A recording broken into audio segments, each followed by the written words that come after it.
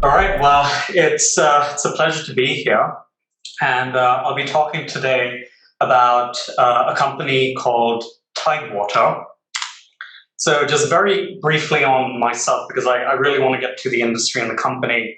Was born in the Midwest, raised in India, spent high school and college in the Bay Area, moved to Texas about a year ago, and academically and professionally, my background is in enterprise software. I co-founded and built a vertical enterprise software company in the higher education space called Affinity. If any of you have children taking introductory calculus or physics at an American university, there's a good chance they're doing their homework or tests and quizzes on our software. But my day-to-day focus now is primarily managing a private investment vehicle that's mainly principal capital. And I'm a little lucky to go after Copy in that he did all the hard work of articulating this much more eloquently than I can or ever will. But essentially, most of my focus is on macro-driven equity investing, which is finding conviction in these macro trends near cyclical bottoms. But at heart, I'm an equity analyst. I don't generally express views through futures or derivatives or anything of that sort. I like to talk to management teams. I like to look at balance sheets and evaluate companies as equities. So expressing those macro views through equities.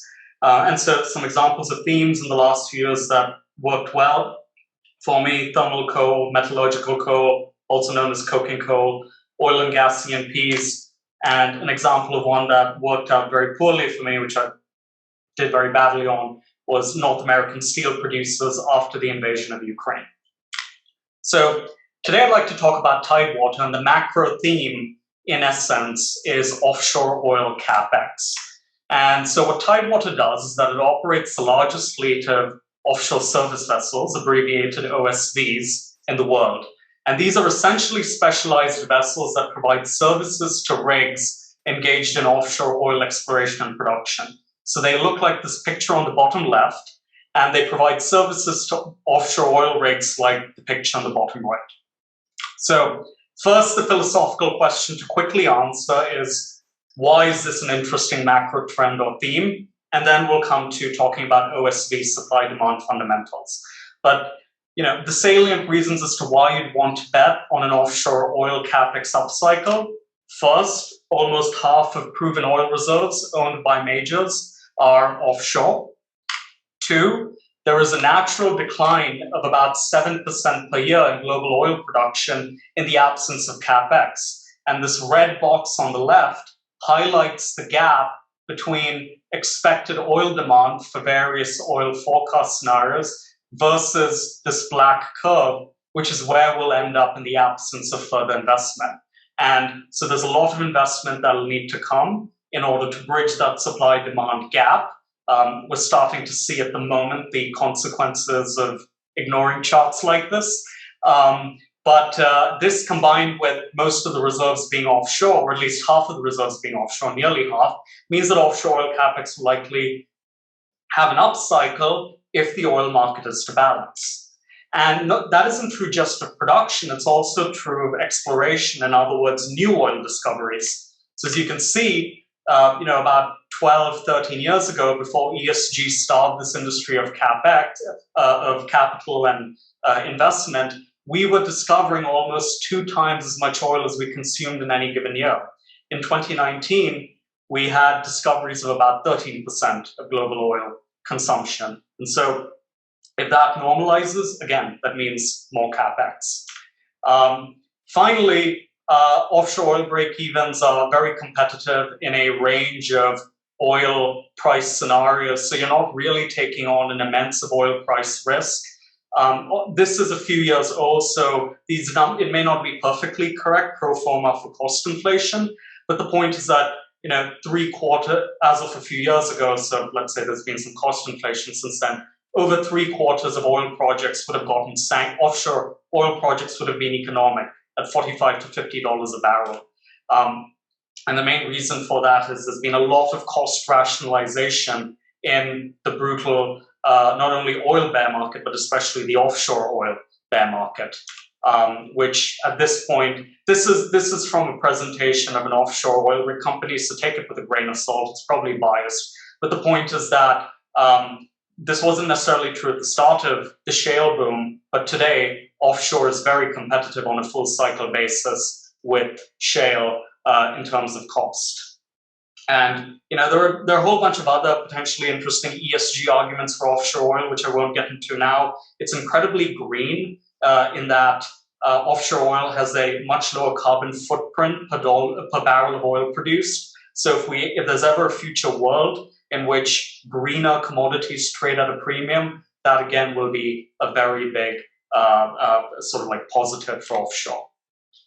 So we've talked a little bit about why offshore CapEx at a high level is something you'd want to be constructive on. Let's talk a little bit about OSVs. So I mentioned this earlier, they provide services to offshore oil exploration and production. There's a whole range of them, supply vessels, anchor and towing vessels that drag these rigs around, hold them in place, specialty vessels. You don't need to read this or really memorize any of it. The only point I'm trying to make here is that these are specialized vessels doing specialized things. You can't repurpose like a pontoon or a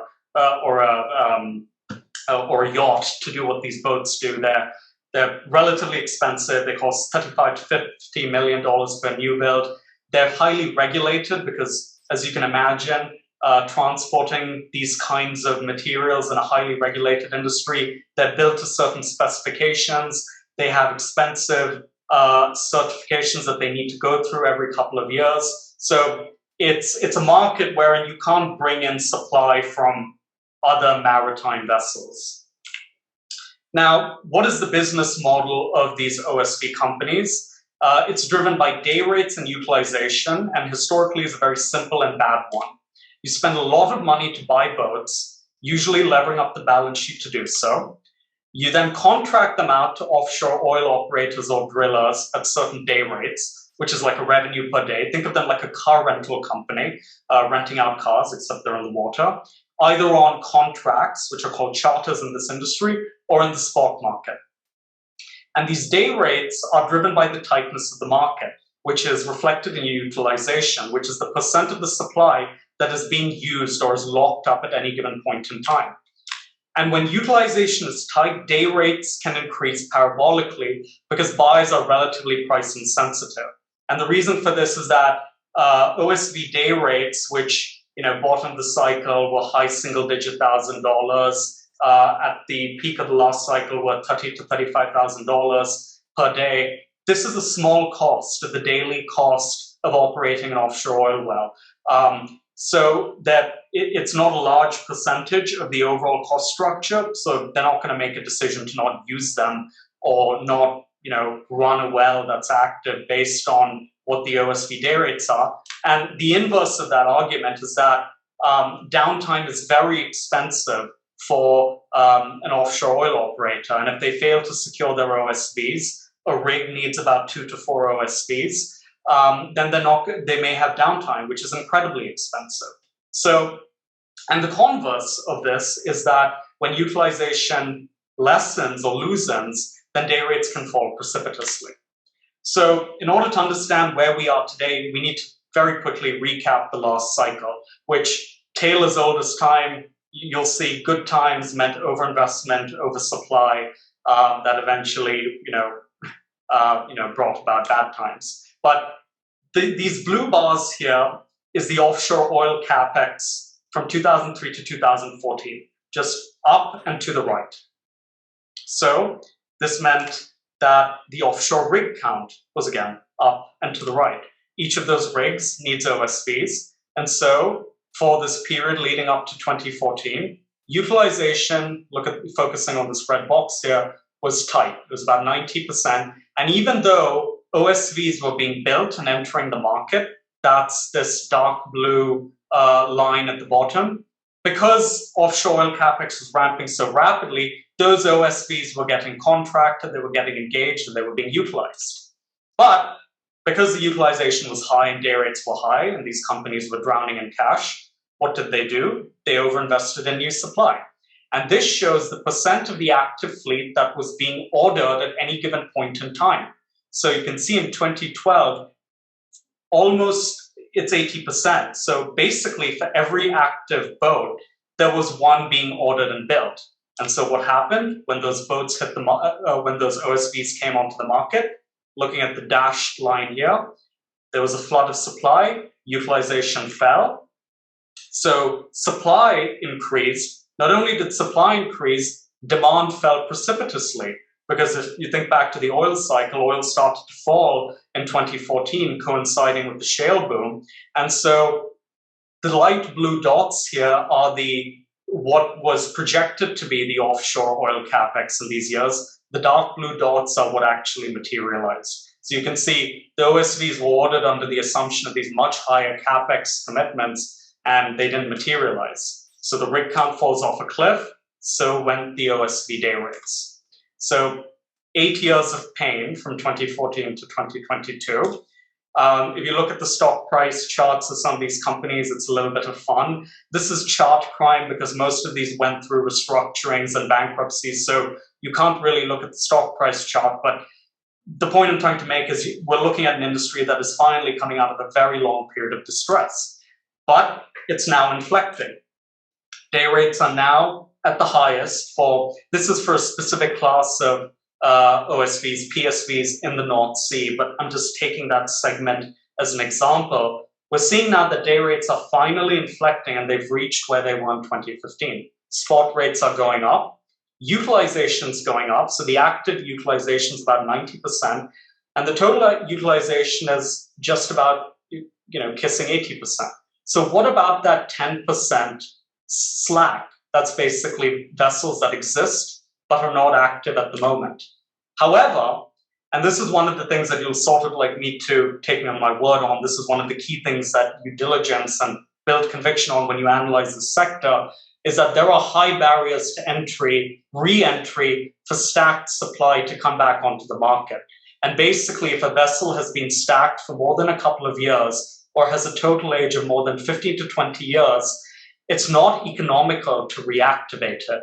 And even if it is, there are many customers that because of regulation and so on, they don't want older older OSVs or OSVs that were stacked for a long period of time, because again, the risk of downtime for them is too high.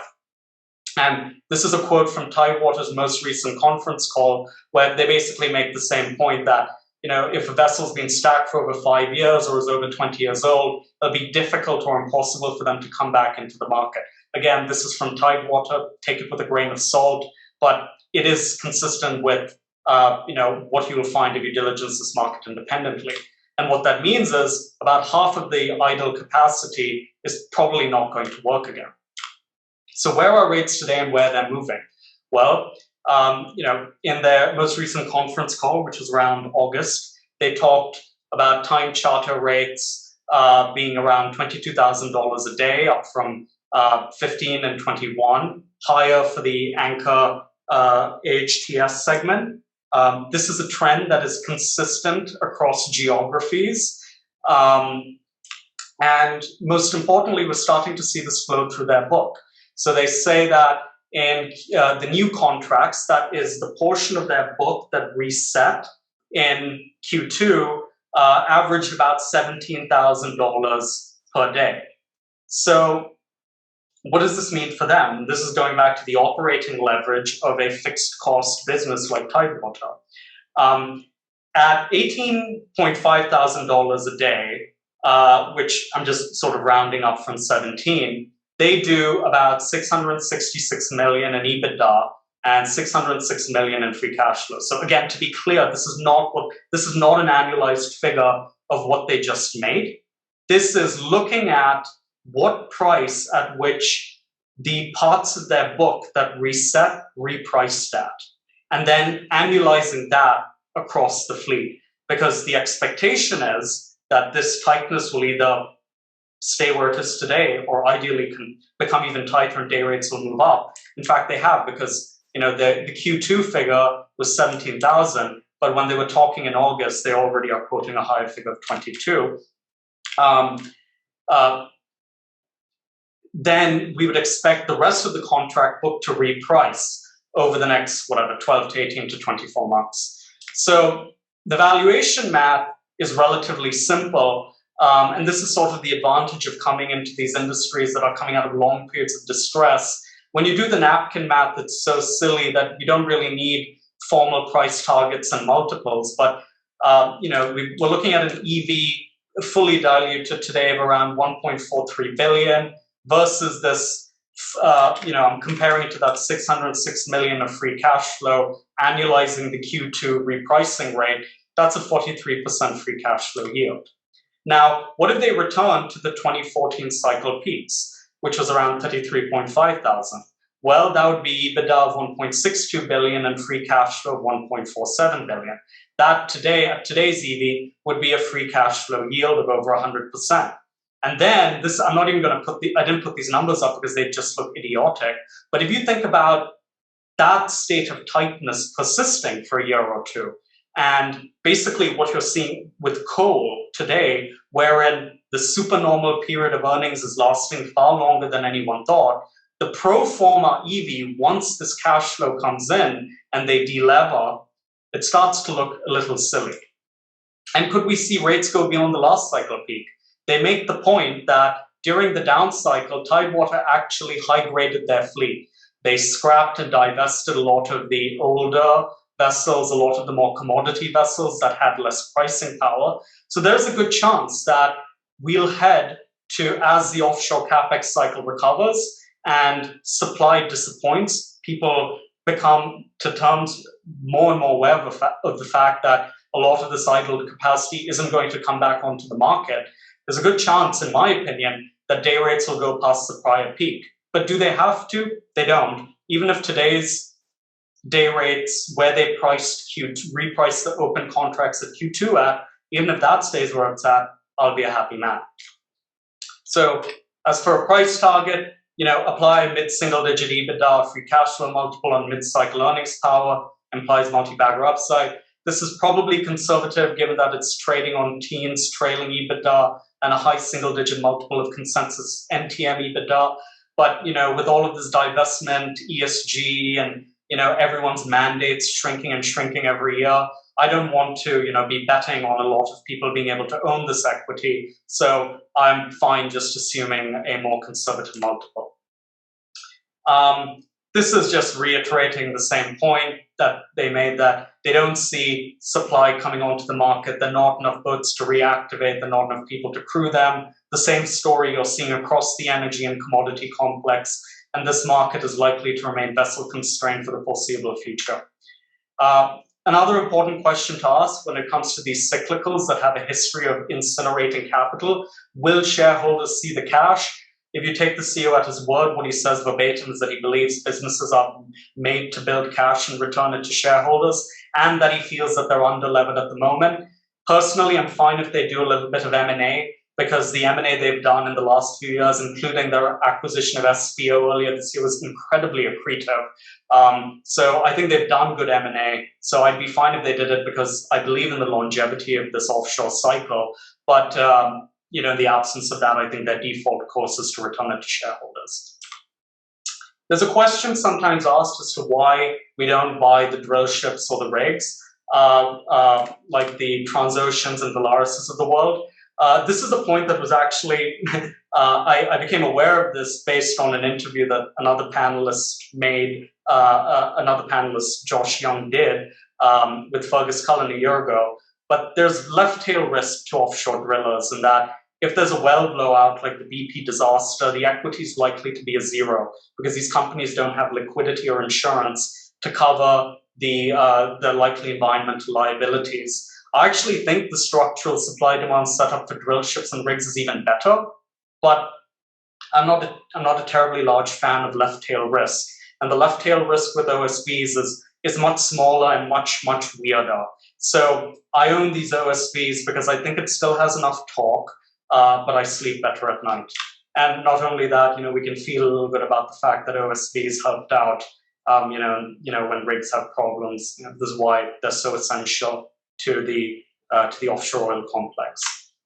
So yeah, that's the presentation. If anyone has any questions, please feel free to email me or shoot me a DM on Twitter. I always love exchanging ideas. And thank you, Michael and Ian, for the opportunity to present this idea.